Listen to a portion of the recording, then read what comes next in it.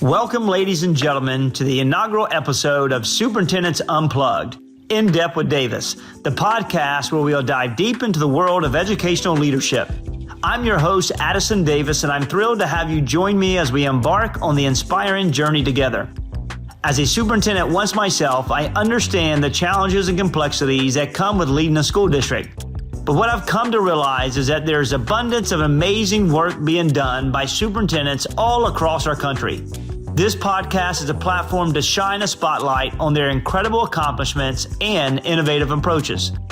Each episode will bring you exclusive interviews and superintendents from various districts across our country, both big and small, urban and rural, as they share their personal stories, triumphs, and even their moments of vulnerability. We will explore the strategies they employ to tackle the ever-evolving landscape of education, from fostering equity and inclusivity to embracing technology and preparing students for their future. But this podcast isn't just about showcasing success. It's about fostering a community of educational leaders who can learn from one another, share their experiences, and collectively navigate the complexities of our role. We'll discuss the tough topics as well, the difficult decisions, and the innovative solutions that are transforming education for the better. So while you're an educator, a parent, a student, or simply someone who's passionate about education, this podcast is for you. Superintendents Unplugged is your behind-the-scenes pass to the world of educational leadership, where we uncover the stories that inspire, motivate, and empower every one of us. Get ready to be inspired, challenged, and entertained as we embark on this incredible journey together.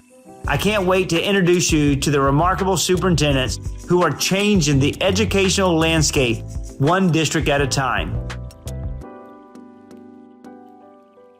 Welcome to another episode of Superintendents in Depth. I'm Addison Davis, your host. Today we have the opportunity to meet with an innovative leader in the space of developing opportunities for school districts to really build relationships with businesses, but at the same time being able to find the right solutions that matter to be able to help children. Today we have the CEO of ERDI, Jennifer Ferrari. Thank you so very much for being here. Thanks so much for having me. This is terrific. Yeah, so we're at ASU. We're in the retro RV today. You know, how's your time been in San Diego so far? Oh gosh, it's always an interesting experience. Yeah. You know, it's just a kind of amalgamation of all kinds of different folks here. It's fun to see the startup community, the investor community, educators. I like it. It's awesome. My first time in being here, so really cool. 8,000 people here. I mean, crazy, but let's talk about what you do every day. And I have to say, I had the first opportunity, the transition to come to one of your conferences, the ERDI. It was probably the best conference that I've been to this year, the most efficient. When we talk about being able to navigate through and identify change, identify opportunities to improve solutions out there on the market, and really have to use leaders as a think tank. It was awesome. So tell me about what, let everyone who's watching, because those of you who are watching, if you had a chance to be able to be a part of ERDI, you should really figure out how to make and create space for it. It is a really cool journey. For those who are watching, what is it? What is the ERDI? What's the foundation? What's the purpose? And where are you trying to take it? Oh, thank you so much. That's a really great intro. So we're actually a 40-year-old organization. Wow. And I've had the privilege of standing in and carrying on some of that history. We are known for bringing some of the brightest thinkers from across the U.S. together to really help inform product and service development for our pre-K-12 kids. It's really amazing because it's truly a family, and it's a genuine combination of both solution providers and education leaders. And based on these big problems of practice, which I like to call opportunities of practice, we really find a space and place to have vulnerable and real conversations about what's going to work. And I feel really privileged every day to just do this work with such great people. Every time I leave, I feel a little smarter. Yeah, it's awesome. And I got a chance to sit into some of the, the 2-hour sessions with vendors or solutions, being able to work with a collective number of educators with the right mindset to be able to help them. And I thought it was really cool. Can you talk a little bit more about what's the designated time frame of that 2 hours? What are we trying to accomplish in the educational space? Sure. Well, let's back up for 1 second. I think it's important to share that every member that joins ERDI has been nominated. So both from the education leader perspective, but also from the solution provider perspective. And And during that nomination process, there's a right fit kind of interview to make sure that the solutions that are being brought forth are ones that are really addressing the problems that we've identified as education leaders. And so there's some real fit making in the beginning to make sure that there's an opportunity for that discussion. And then when companies come, they really have a variety of use cases. So to start, I would say sometimes in the early startup community, they're really just testing the market to see if an idea has stickiness. Right? They're kind of coming to see if what they have in mind can actually have an impact on the field. The second use case is sometimes around scaling. So they already have their proof points, they've got some advocacy studies, they've gotten some either funding or they've been National Science Foundation grant funded, and they're really trying to see now how do they expand their model and grow in the market. And so superintendents are really gifted at helping articulate the value proposition. So this becomes a really important part of their pitch and the way that they scale. Sometimes it's a problem-solving meeting. You know, they've got all of the right ingredients, everything's positioned for success, but they're kind of stuck in the mud. And so superintendents are there more as problem solvers to kind of identify maybe where things are going not so well. So sometimes it's messaging, sometimes it's the pricing structure, billing as a one-size-fits-all when it really needs to be something a little bit more, disaggregated. And then the fourth use case is what we saw a lot of during the pandemic is trying to anticipate what the market's going to do. Really listening deeply to the education leaders who have boots on the ground in the schoolhouses, listening to boards, parents, teachers, students, principals.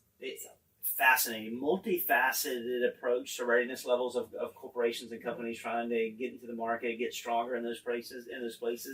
And the value of bringing think partners that have been in these roles and responsibilities, they're driving it, really gives them, and sorry for lack of a better word, Shark Tank approach that really allows them to look at timing, to look at gaps, identify gaps, how they look at their pitch, what's the pricing structure, what's the implementation plan, what's the onboard, and what's the marketing.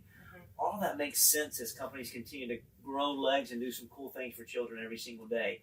Well, one of the things though is and I thought it was really awesome and well intended. There's a first few days, there's a carryover, and then a back few days. That carryover is awesome.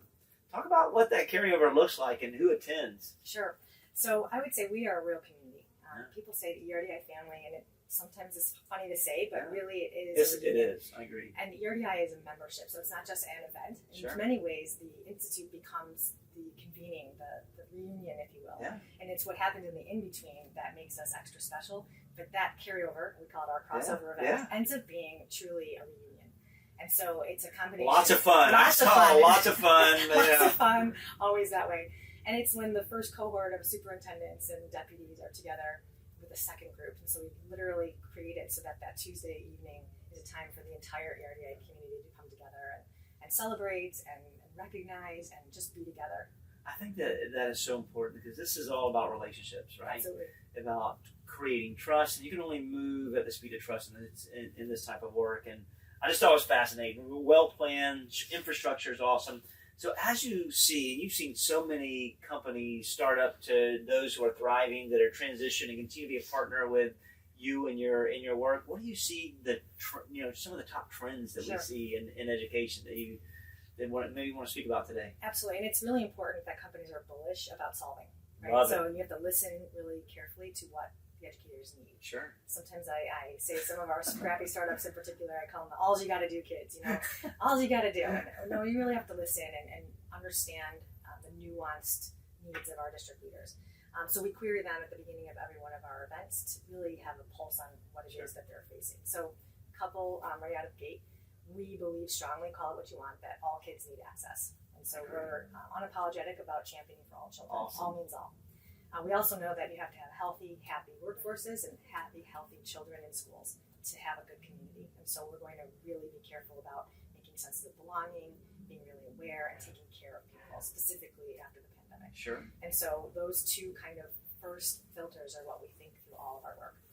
AI shot to the top. And not surprising. I mean, it's not. It's here. We should embrace it. Ready to rock. Absolutely, and we've actually coined it HAIH, so human AI human, and that's the best way for right now to approach that. Love that. I would say that just agility in the ways that we think about success criteria for kids. So thinking a little less binarily about the way that we assign success or non-success to students. So really kind of cultivating this portfolio assessment, thinking about future of work. And, for a while prior to the pandemic, people would say, oh yeah, college and career readiness. And now they're really saying college and career. So we're giving kids vocational experiences early as middle school, so that when they walk away or get ready for the college landscape, they're not just a business major or I'm going to be a doctor, I'm going to be a lawyer. Yeah. They really have some insights about where they might land and to pursue things that are interesting to them. And I'd say one last thing is obviously just the pipeline in general. Yeah. So we've been working a lot on retention strategies. So we know the best recruitment strategy is actually good retention strategies. So culture building, meaningful professional development, ways to breathe life back into the profession so that our teachers and our principals actually stay in the schoolhouses and then carry the work. And then obviously school safety, we've all been two school close to a tragedy, and so we're always being really careful to make sure our schools are safe. Love it. I think safety is a foundation of everything that we do, and it's a major priority, never going away. At the same token, now that we look at automation, AI, we have to embrace it from a community's perspective, from a leadership perspective, from a policy perspective, for an implementation side of it. And, that can accelerate and accelerate our work on student performance, but also, accelerate the effectiveness of leaders, of teachers, and because teachers are spending so much time developing lesson plans and all those elements, AI do it just like that. Objectives, essential learnings, enduring knowledge, boom, it'll go and rock and roll. So I think the more that we embrace it, we're ready. Right. Well, it's one of the things that I've been really proud of at ERDI is, again, the Institute is on one component of this larger ecosystem, right? And out of the Institute, whatever kind of bubbles up to the top as our priority is what we then study in the spring and the fall at our symposiums. And so coming up in April, our first one, Systems Leadership for Equity, where again, we're really digging into building resilient workforces, so really the adult culture. And then we're launching our very first National Council of Innovative Instructional Leaders. And the topic is Leading for Generation Alpha in an Era of AI. What's that? So this is April 30th to May 2nd. We're going to be in Chicago. But I'm really excited because this kind of gets back to my roots where I spent most of my professional career in assistant superintendent for teaching and learning. And so this is a CAO group. Kind of coming back to my roots. There you go. There's been a lot of good curriculum work. Good for you. So it's a lot of fun. Awesome. Very excited. That's cool. And I think that, I was going to ask, what's the vision for ERDI as you move forward? And I think those summits and leadership opportunities are bringing thinking design teams together to be a part of that community of problem solvers is so much power in it. And the biggest thing is when we come together, how do we actionize that as we transition out of it? And because collectively, if you look at all the leaders that come to ERDI, there's enough buy power, thinking power to be able to really transform the work every day in education. And the more that we come together, the better you create opportunities and we attend, the more we'll be able to do some cool things for kids every day. So if I'll go back. Vision. What's the next steps? Visionary, the dreamer stage. We're at ASU. This is all about dreaming. What does it look like? Sure. Well, it's really about preserving the importance of relationships. You said it earlier. We are about relationships, and so we again work very hard to cultivate authentic relationships, and then create spaces and places for them to get stronger, deeper, more valuable. And so that's really kind of the ultimate kind of mission of our work. And that we are action-oriented. We also make sure that the leaders in our group, we don't want to create an echo chamber, but we want to make sure that everyone in our group is at least pointing in the same hemisphere, which then allows us to take action faster. So again, when we bring in a national perspective, sometimes we get into our state bubbles or we look down in our communities, but when you can come to a national event and have discourse with peers from across your country, magic happens. There is this synergistic feeling, like 1 + 1 really is 3 when you put good minds together. And so, very simply, but really very realistically, we are trying to move the needle for kids. We want to make sure that the public institution of education is preserved, strengthened, and can carry us through the next generation. Absolutely. We are really bound to do that work. Yeah. Well, you're doing a magnificent job. If I was a leader in a school district and I wanted to come to be a part of this, how would I do that? Well, you have to be nominated. All right. So those of you watching, if you want to be part of something special, find you a sponsor. Find you someone that's not only your mentor, but will sponsor you to be a part of this awesome opportunity. Sorry, go ahead. Thank you. I thought you were ending up there. No, not let her end right now because I want to talk about those who aspire to be business partners as well. But so you got to be nominated. So I guess it's for both. I guess I can say if I'm a school leader and if I'm a business, how do I become a part of it?